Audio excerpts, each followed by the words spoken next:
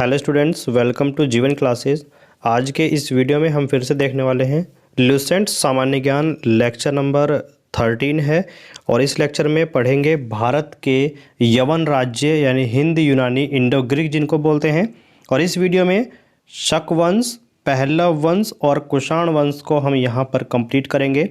Last video में lecture number 12 में हमने देखा शुंग वंश, कर्ण वंश और सातवाहन यानी आंध्र सातवाहन वंश जिसको बोला जाता है, और साथ ही वाकाटक वंश को हमने कंप्लीट किया था। उस वीडियो को देखने के लिए डिस्क्रिप्शन में लिंक है, वहां पर जाकर के आप उस वीडियो को वॉच कर सकते हैं। यहाँ पर स्टार्ट करते हैं भारत के यवन राज्य यानी कि हिंद यूनानी जिनको इंडो ग्रीक भी बोला जाता है। तो यूनिट नंबर 16 है लुसेंट में। इसमें सबसे पहले आप ये याद रखिएगा कि भारत पर आक्रमण करने वाले जो विदेशी आक्रमणकारियों का क्रम है वो क्या है। तो सबसे पहले हिंद यूनानी ने भारत पर आक्रमण किया था। दूसरे शक वंश के जो लोग थे उन्होंने आक्रमण किया। फिर तीसरे नंबर पर आता है पहलव वंश और चौथे नंबर पर आप पढ़ेंगे कुषाण वंश। कुषाण वंश का राजा जो था वो कनिष्क था। कनिष्क सबसे प्रतापी राजा कुषाण वंश का माना जाता है। तो यहाँ पर हम पढ़ने वाले हैं जितने भी भारत में यवन राज्य हैं, यूनानी जो है मतलब हिंद यूनानी, उनको हम यहाँ पर पढ़ने वाले हैं। तो भारत पर आक्रमण करने वाले आक्रमणकारियों की जो सूची है, क्रम है, वो हिंद यूनानी से स्टार्ट होती है और हिंद यूनानी से कुषाण वंश तक वो जाती है। कुषाण वंश से आगे भी है जिसको हम आगे नेक्स्ट वीडियो में देखेंगे। तो हिंद यूनानी इसमें इस वीडियो में कवर करने वाले हैं शक वंश, पहलव वंश और कुषाण वंश। तो देखिए, भारत पर सबसे पहले आक्रमण बैक्टीरिया के शासक डेमेट्रियस ने किया था। और डेमेट्रियस कौन थे, इनके बारे में हम जानते हैं। देखिए, इसने 190 ईसा पूर्व पर भारत पर आक्रमण किया और आक्रमण करके किन जगहों पर अधिकार किया था ये जानना आपके लिए बेहद ज़रूरी है। तो अफ़गानिस्तान, पंजाब, सिंध के बहुत बड़े हिस्से पर इसने अधिकार किया और इसे ही हिंद यूनानी कहा गया। मतलब क्या है कि भारत पर सबसे पहले आक्रमण किनका हुआ था, हिंद यूनानियों का। और हिंद यूनानियों को ही बैक्टीरियाई कहा गया। मतलब जो बैक्टीरियाई यूनानी है वही हिंद यूनानी कहे जाते हैं। और इसका जो शासक था वो था डेमेट्रियस, जिस समय पर भारत पर इन्होंने आक्रमण किया था। और याद रखिए समय कौन सा था, 190 ईसा पूर्व, 190 बीसी में इन्होंने आक्रमण किया। और भारत पर आक्रमण करने के बाद इन्होंने कुछ जगह पर अपना अधिकार जमा लिया। वे जगह कौन कौन सी हैं, अफ़गानिस्तान पर, पंजाब पर और सिंध का एक बहुत बड़ा हिस्सा, उस पर इन्होंने अपना अधिकार कर लिया था। और इसे ही कहा गया यूनानी यानी हिंद यूनानी। ठीक है, हिंद यूनानी, बैक्टीरिया यूनानी को ही कहा जाता है। डेमेट्रियस वंश की स्थापना डेमेट्रियस प्रथम ने की थी, यानी कि इसने अपने नाम से ही वंश की स्थापना की जिसका नाम पड़ा डेमेट्रियस वंश। इसने अपनी राजधानी किसको बनाया, राजधानी बनाया इसने साकल को। देखिए, साकल जो है वर्तमान में सियालकोट के नाम से जाना जाता है। तो यानी कि जो डेमेट्रियस वंश है उसने अपनी राजधानी कहाँ पर बनाई, राजधानी है साकल, और साकल का वर्तमान नाम क्या है, सियालकोट। अब इसके बाद याद रखिएगा कि डेमेट्रियस वंश का सबसे प्रतापी यानी जो सबसे शक्तिशाली राजा था वो था मिनांडर। तो मिनांडर के बारे में यहाँ पर हमने काफ़ी ज़्यादा क्वेश्चन लिखे हुए हैं, जैसे कि मिनांडर ने किस बौद्ध धर्म के भिक्षु से दीक्षा ली थी। तो मिनांडर ने बौद्ध धर्म की दीक्षा ली थी नागसेन, जिसको बोला जाता है नागार्जुन, और ये बौद्ध भिक्षु थे। तो याद रखिएगा, डेमेट्रियस वंश के जो संस्थापक थे वो थे डेमेट्रियस प्रथम, और इन्होंने अपनी राजधानी कहाँ पर बनाई थी, साकाल, और साकाल को वर्तमान में सियालकोट कहा जाता है। और डेमेट्रियस वंश का सबसे शक्तिशाली राजा का नाम याद रखिएगा मिनांडर। काफ़ी ज़्यादा एग्जाम में पूछा जाता है, तो याद रखिए मिनांडर है। और मिनांडर ने एक बौद्ध भिक्षु से दीक्षा ली थी बौद्ध धर्म की, और वो बौद्ध भिक्षु थे नागसेन, जिनको नागार्जुन भी कहा जाता है। मिनांडर के प्रश्न और नागसेन के उत्तर जो भी इन्होंने नागार्जुन से क्वेश्चन किए थे मिनांडर ने, वो सभी एक पुस्तक में संकलित हैं, एक पुस्तक में लिखे हुए हैं। जिस पुस्तक में ये क्वेश्चन और आंसर मिलते हैं उस पुस्तक को बोला जाता है मिलिंद पन्हो। तो मिलिंद पन्हो और या फिर बोल सकते हैं मिलिंद प्रश्न। मिलिंद पन्हो या फिर मिलिंद प्रश्न दोनों ही इसी बुक के नाम हैं, जिस बुक के अंदर मिनांडर और बौद्ध भिक्षु नागसेन यानी नागार्जुन के सवाल और जवाब मिलते हैं। तो याद रखिए इस पुस्तक को। और जो सबसे शक्तिशाली राजा डेमेट्रियस वंश का था वो है मिनांडर। हिंद यूनानी शासकों में एक और शासक था यूक्रेटाइड्स। तो यूक्रेटाइड्स वंश का राजा एंटियालकिड्स था। ठीक है, तो यूक्रेटाइड्स जो वंश था उसका राजा कौन था? एंटियालकिड्स। और एंटियालकिड्स ने अपनी राजधानी कहाँ पर बनाई थी? तक्षशिला। और तक्षशिला का कौन सा हिस्सा? जो पाकिस्तान में पड़ता है। तो तक्षशिला पाकिस्तान में अपनी राजधानी एंटियालकिड्स ने बनाई, जिसने यूक्रेटाइड्स वंश की स्थापना की। तो हिंद यूनानी शासकों में ये राजा भी आपको याद रखना है। और याद रखिए एंटियालकिड्स का जो राजदूत था उसका नाम था हेलियोडोरस। क्या नाम था? हेलियोडोरस। और सिक्कों पर लेख लिखने का कार्य किसने किया? सिक्कों पर लेख लिखने का कार्य हिंद यूनानियों द्वारा ही किया गया था। तो यहाँ से आपने काफ़ी ज़्यादा क्वेश्चन देखे होंगे, जिससे कि आपको ये पता चला होगा कि कितना ज़्यादा इम्पोर्टेंट है। सबसे पहले आपने देखा कि जो भारत पर सबसे पहले आक्रमण किया था वो किसने? हिंद यूनानी शासक डेमेट्रियस ने किया था। और 190 ईसा पूर्व में भारत पर आक्रमण किया था। और उसके बाद कुछ हिस्सों पर भारत के इसने अपना अधिकार किया, जैसे अफगानिस्तान, पंजाब और सिंध के बहुत बड़े हिस्से पर। अफगानिस्तान और पंजाब सिंध पर इसने क्या है अपना अधिकार जमाने के बाद हिंद यूनानी जो है बैक्टीरिया यूनानी को ही कहा गया।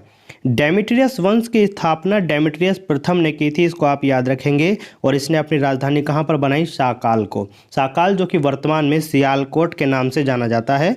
और डेमेट्रियस वंश का सबसे प्रतापी यानी कि सबसे शक्तिशाली राजा को आपको याद रखना है मिनांडर है, जिसके जो बौद्ध धर्म के गुरु थे वो थे नागसेन।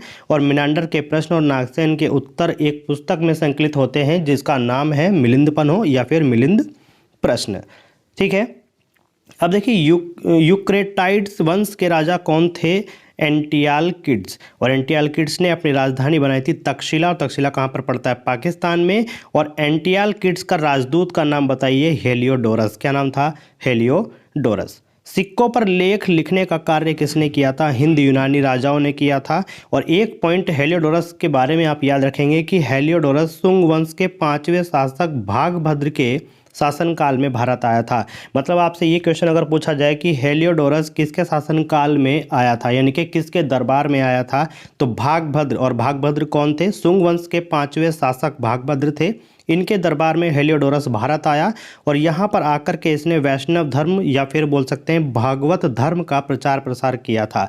ये हमने लास्ट लेक्चर में बहुत ही ज़्यादा डिटेल में हम इसको पढ़ चुके हैं। तो वहाँ पर जाकर के आप कंप्लीटली इस वीडियो को वॉच कीजिएगा, आपको बहुत अच्छे से समझ में आएगा। यहाँ पर आकर के वैष्णव धर्म का इसने जब प्रचार प्रसार कर दिया तो उसके बाद विदिशा में एक गरुड़ स्तंभ की इसने स्थापना कर दी। यानी कि वहाँ पर इसने एक गरुड़ स्तंभ बनवाया, जिसकी स्थापना किसने की थी? हेलियोडोरस ने। तो हेलियोडोरस कौन था? हेलियोडोरस जो है हिंद यूनानी राजा एंटियालकिड्स का राजदूत था। वह किसके दरबार में भारत आया था? भागभद्र थे उनके शासनकाल में, उनके दरबार में ये भारत आया था।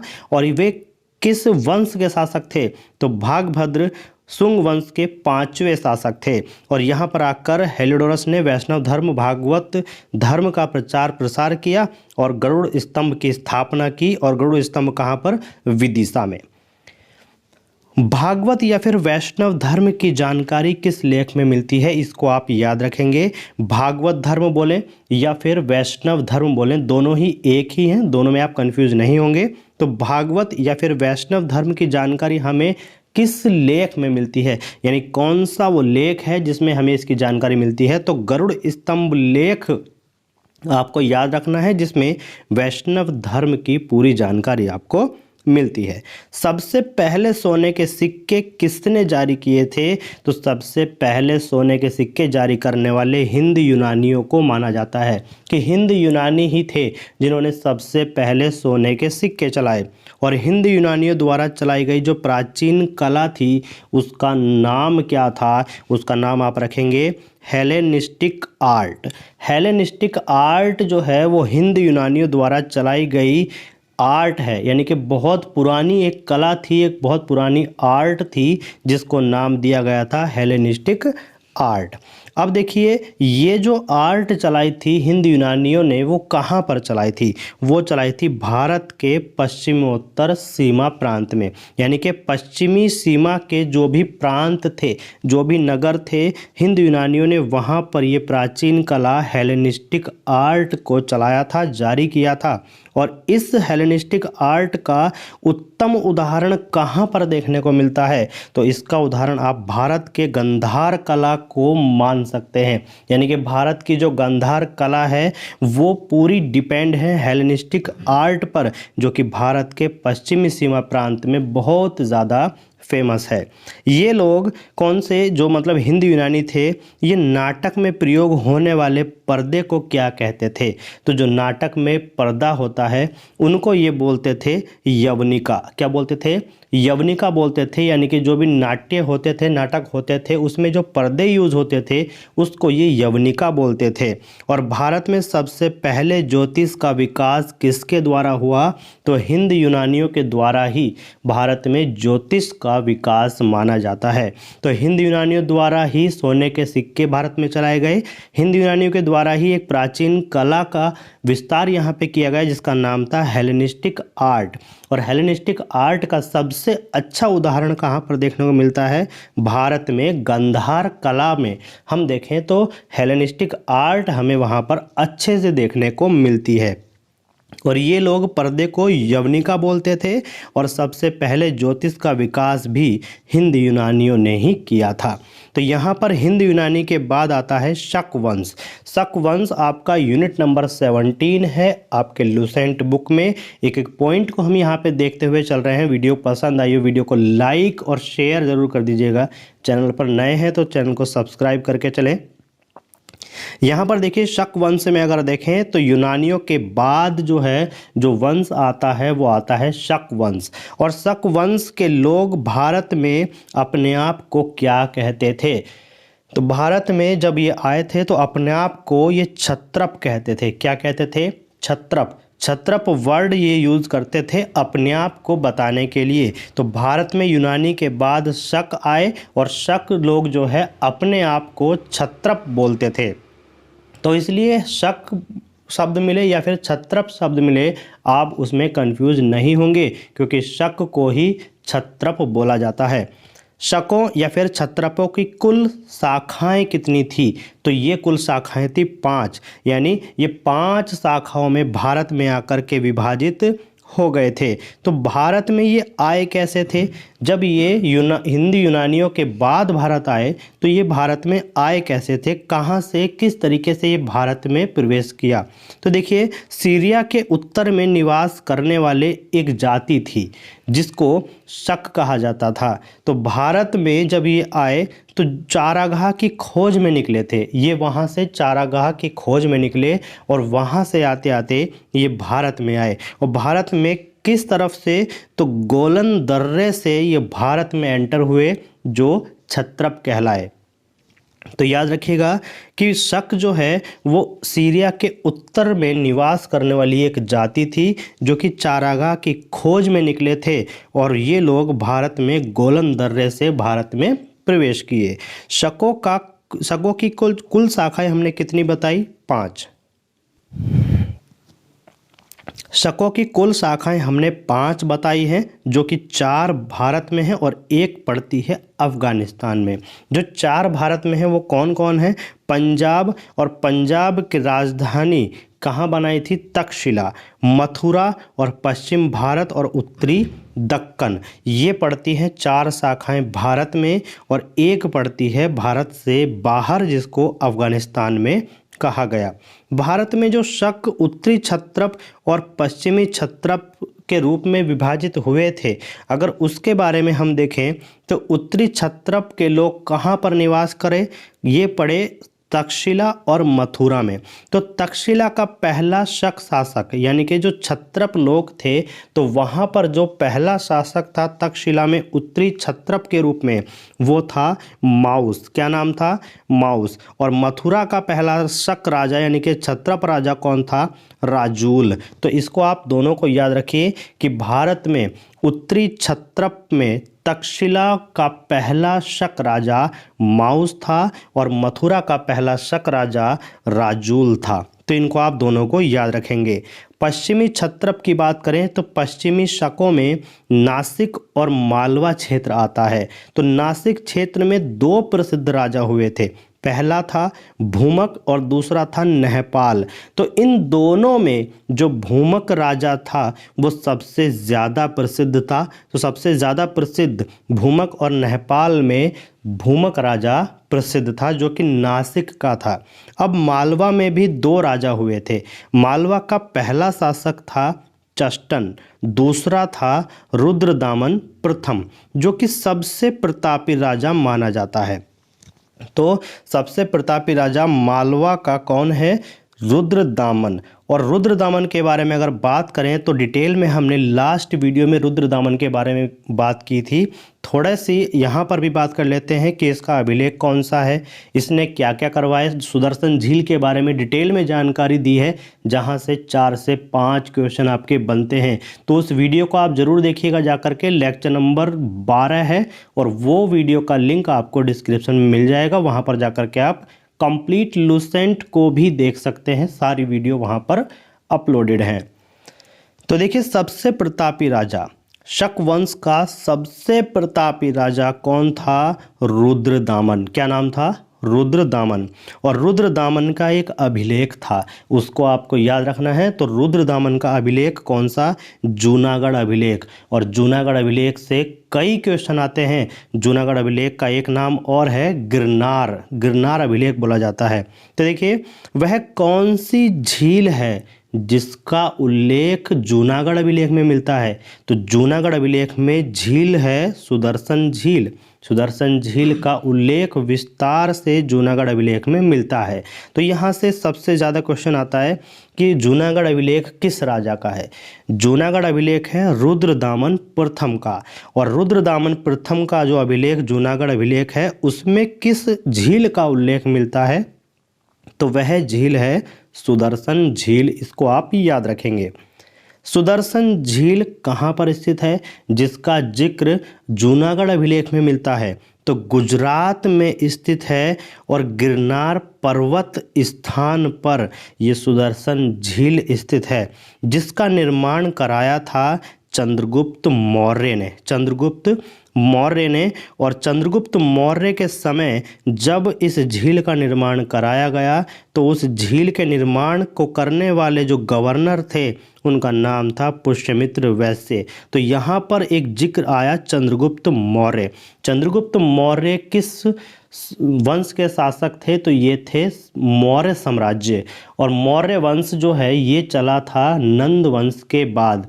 नंद वंश के राजा जो घनानंद था उसको मार करके नंद वंश के स्थान पर मगध यानी कि जो मगध के राजा, मगध में मौर्य साम्राज्य का उत्कर्ष हुआ, वो किसके कारण हुआ था? चंद्रगुप्त मौर्य के। तो यही कहा जाता है कि मौर्य वंश के संस्थापक चंद्रगुप्त मौर्य। तो चंद्रगुप्त मौर्य के बारे में अगर आप देखें तो वीडियो आपको मिल जाएगी, जो कि डिस्क्रिप्शन में प्लेलिस्ट का लिंक है, वहाँ पर जाकर के मौर्य साम्राज्य का उत्कर्ष कंप्लीट इन्फॉर्मेशन आप वहाँ पर देख सकते हैं चंद्रगुप्त मौर्य के शासनकाल को। अब यहाँ पर चंद्रगुप्त मौर्य द्वारा जो झील निर्माण कराई गई थी सुदर्शन झील, वो जब टूटी उसके बाद पुनः किसने निर्माण कराया? तो उस सुदर्शन झील का पुनः निर्माण कराया अशोक ने। और अशोक कौन थे? ये अशोक थे चंद्रगुप्त मौर्य के पौत्र। चंद्रगुप्त मौर्य के पौत्र का क्या नाम था? अशोक। और जब अशोक ने इस झील का निर्माण कराया, पुनः निर्माण जब कराया, तो उस टाइम पर जो गवर्नर थे अशोक के शासनकाल में, उसका नाम था तुसासप। क्या नाम था? तुसासप नाम था। अब जूनागढ़ अभिलेख की भाषा को भी आप याद रख लीजिएगा। तो जूनागढ़ अभिलेख जो लिखा हुआ था, जो कि रुद्रदामन का है, उसकी भाषा थी संस्कृत, वो संस्कृत भाषा में लिखा गया था और संस्कृत भाषा का सबसे पहला अभिलेख जूनागढ़ अभिलेख को ही माना जाता है। उसके बाद जब अशोक के द्वारा ये पुनः निर्माण कराई गई तो फिर से आगे चल करके कौन सा शासक था, कौन राजा था जिसके द्वारा इस झील का निर्माण कराया गया। तो पुनः निर्माण कराने के लिए कौन राजा आए? रुद्रदामन। रुद्रदामन प्रथम ने इस झील का पुनः निर्माण कराया और जब रुद्रदामन प्रथम के शासनकाल में गवर्नर थे तो उनका नाम था सुविसाग। सुविसाग उनका नाम था जिसने रुद्रदामन के कहने पर इस झील का पुनः निर्माण कराया था। अब इसके बाद फिर से इसका एक बार और आगे समय में चल करके पुनः निर्माण हुआ जिसका नाम था स्कंदगुप्त। तो स्कंदगुप्त ने इसका पुनः निर्माण कराया और स्कंदगुप्त के शासनकाल में गवर्नर कौन थे? पर्णदत्त। तो यहाँ पर आपने देखे कि सुदर्शन झील से संबंधित कितने राजा हुए? एक तो चंद्रगुप्त मौर्य, दूसरे अशोक, तीसरे रुद्रदामन और चौथे स्कंदगुप्त। तो याद रखिएगा जो सुदर्शन झील है उससे संबंधित कितने शासक हैं? 4 शासक। कितने शासक हैं? 4। कौन कौन? चंद्रगुप्त मौर्य, अशोक, रुद्रदामन और स्कंदगुप्त। इन चारों को आपको याद रखना होगा। अब इसके बाद मालवा क्षेत्र के राजा की बात करें तो मालवा क्षेत्र के बारे में डिटेल में अगर हम देखें तो मालवा क्षेत्र के एक स्थानीय राजा थे जिनका नाम अभी तक उल्लेखनीय नहीं है, जिनका नाम अभी तक किसी भी इतिहास की किताब में नहीं है। तो ये थे मालवा क्षेत्र के एक स्थानीय राजा और मालवा क्षेत्र में पड़ता है उज्जैन और उज्जैन कहाँ पर है? मध्य प्रदेश। तो उज्जैन के स्थानीय राजा थे जिन्होंने वहाँ पर रहने वाले जो शक थे उनको हराया था और उन शकों को हराने पर कौन सा उनको जो है पदवी मिली थी? वो मिली थी विक्रमादित्य की उपाधि। तो याद रखिएगा विक्रमादित्य की उपाधि कब मिली थी? जब शकों को हराया था। तो मालवा क्षेत्र के स्थानीय राजा ने शकों को हराया और जब उन्होंने शकों को हराया था तो उस टाइम पर क्या समय था? 58 ईस्वी पूर्व, 58 ईसा पूर्व यानी कि 58 बीसी का वह समय था जब शकों को पराजित किया गया और उनको बाहर खदेड़ दिया गया, उनको मालवा से बाहर निकाल दिया गया था और इस पर उनको विक्रमादित्य की उपाधि मिली थी जो भी वहाँ के स्थानीय राजा थे। नाम अभी तक नहीं पता है लेकिन सबसे पहली विक्रमादित्य उपाधि मालवा के स्थानीय राजा को मिली, जिसके जो भी ये उपाधि मिली थी ये किस कारण मिली थी? तो उन्होंने वहाँ के शकों को हराया था, इसलिए विक्रमादित्य की उपाधि उनको दी गई थी। तो वहाँ से भागकर ये कहाँ पहुँचे? ये पहुँचे मथुरा में और जब ये मथुरा में पहुँचे तो ये मथुरा के शक कहलाए। क्या कहलाए? मथुरा के शक। और यही वो टाइम था जब इन्होंने विक्रमादित्य उपाधि प्राप्त की। तो विक्रमादित्य उपाधि जब प्राप्त की थी तो 58 ईसा पूर्व का समय था और इसी समय को हम विक्रम संवत बोलते हैं। यहीं से विक्रम संवत नाम पड़ा जब विक्रमादित्य उपाधि की शुरुआत हुई 58 बीसी में। ये संवत शकों पर विजय के उपलक्ष्य में विक्रम संवत नाम से विख्यात हुआ और भारत के इतिहास में विक्रमादित्य की उपाधि धारण करने वाले कुल शासक 14 है, यानी कि 14 शासक ऐसे हैं जो कि विक्रमादित्य की उपाधि प्राप्त कर चुके हैं और विक्रमादित्य की उपाधि प्राप्त करने में सबसे विख्यात जो विक्रमादित्य कहलाए वो है गुप्त सम्राट चंद्रगुप्त द्वितीय। गुप्त वंश के सम्राट चंद्रगुप्त द्वितीय ये विक्रमादित्य की उपाधि से विख्यात हैं जो कि 14 शासकों में से सबसे प्रसिद्ध हैं। नोट पॉइंट में आप कुछ पॉइंट जान लीजिएगा जिससे कि आपको ये पॉइंट याद रहें। सबसे पहला पॉइंट मिल जाएगा रुद्रदामन। रुद्रदामन की भाषा कौन सी थी, यानी कि वो किस भाषा के प्रेमी थे? सबसे ज़्यादा जो पसंद भाषा थी उनकी वो भाषा थी संस्कृत और संस्कृत भाषा में ही जूनागढ़ अभिलेख मिलता है और जूनागढ़ अभिलेख किसका है? रुद्रदामन प्रथम का। और वही वो अभिलेख है जिसमें हमें सुदर्शन झील का जिक्र मिलता है। सबसे पहले संस्कृत भाषा में अभिलेख जारी किसने किया था? तो सबसे पहले संस्कृत भाषा में अभिलेख जारी किया था रुद्रदामन ने। और रुद्रदामन ने जब ये अभिलेख जारी किया था तो वो भाषा विशुद्ध संस्कृत भाषा थी। तो विशुद्ध संस्कृत भाषा में अभिलेख जारी करने वाले कौन थे? रुद्रदामन, जिनका अभिलेख जूनागढ़ अभिलेख था। तो उस अभिलेख का नाम गिरनार अभिलेख या फिर जूनागढ़ अभिलेख, दोनों को आप कुछ भी बोले, दोनों सेम है। जूनागढ़ अभिलेख और जूनागढ़ अभिलेख को ही गिरनार अभिलेख बोला गया। यहाँ पर पहलव वंश की बात करें तो पहलव वंश या फिर पार्थियन वंश, इससे केवल एक ही क्वेश्चन आपके सामने एग्जाम में मिलता है कि पहलव वंश के वास्तविक संस्थापक यानी कि जो रियल फाउंडर हैं वो हैं मिथेडेटस प्रथम। तो मिथेडेटस प्रथम पहलव वंश के वास्तविक संस्थापक। इसके बाद आता है कुषाण वंश। तो कुषाण वंश जो है कब आया? ये आया पहलव वंश के बाद में। पर ये आया कहाँ से? तो कुषाण वंश के लोग कहाँ के निवासी थे? कुषाण वंश के लोग पश्चिमी चीन की जनजाति के लोग थे जो भारत में आए। और कुषाण वंश के वास्तविक संस्थापक कौन? कुजुला कड़फिसेस। याद रखिए, कुजुला कड़फिसेस, जिन्होंने अपनी राजधानी सबसे पहली पेशावर, जिसको पुरुषपुर भी बोला जाता है, और दूसरी राजधानी इन्होंने अपनी मथुरा बनाई। तो याद रखिए, कुषाण वंश कहाँ के लोग थे? तो कुषाण वंश के लोग पश्चिमी चीन की जनजाति के लोग थे। और कुषाण वंश के वास्तविक संस्थापक कुजुला कड़फिसेस को माना जाता है। और राजधानी की बात करें तो पहली राजधानी पेशावर और दूसरी राजधानी मथुरा को इन्होंने बनाया। बाल विवाह की शुरुआत कुषाण वंश के राजाओं के द्वारा ही की गई थी। उससे पहले कुषाण वंश नहीं था तो बाल विवाह का कोई भी जिक्र नहीं चलता था। और सबसे शुद्ध सोने के सिक्के चलाने वाले किस वंश के शासक थे? तो कुषाण वंश के शासकों द्वारा ही सबसे शुद्ध सोने के सिक्के चलाए गए थे। यहाँ पर बौद्ध संगीती, उनके दरबार में राजवैद्य कौन थे और उन्होंने किस राजा, उनकी मृत्यु और उनके शासनकाल में कौन कौन राजा हुए, ये सब बात करेंगे नेक्स्ट वीडियो में, लेक्चर नंबर 14 में। वीडियो पसंद आई तो वीडियो को लाइक शेयर कर दीजिएगा। चैनल पर नए हैं सब्सक्राइब करने के बाद बेल आइकन को प्रेस कर लीजिए, जिससे कि आने वाली सभी वीडियो का नोटिफिकेशन आपके मोबाइल पर सबसे पहले पहुंच सके। Thank you, thanks for watching. मिलते हैं नेक्स्ट वीडियो में, कुषाण वंश को कंप्लीट करेंगे।